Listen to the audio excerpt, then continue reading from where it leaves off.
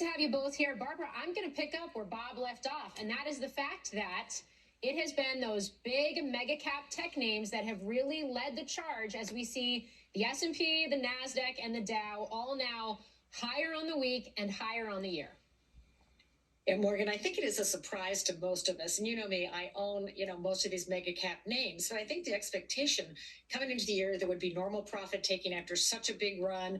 We saw the breadth seeming to increase at the year end. And I think a lot of people thought that would continue and tech would take a rest. But I think that what's happened now is in the late fall, you had just a stampede into stocks and of all sorts, just making a play on the bet that the Fed was going to stop hiking and would cut rates this year. I think what's happened now is the people are much more uncertain about, yes, they are going to, I think most people do not think the Fed will hike rates unless inflation suddenly blew up, which doesn't look likely. But now it's a question of when and how many cuts, will be expected. And that's uncertain.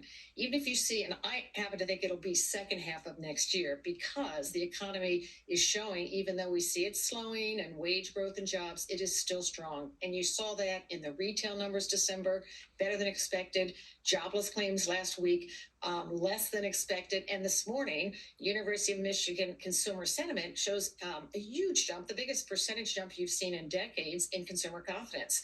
Up, I think, something like 13% since December and almost 30% since November, plus, an expectation of inflation coming down now and in the future.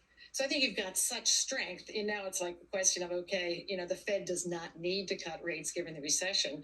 And I think they are going to wait to see, like the PCE number next Friday. Is inflation continuing to come down? Yeah. And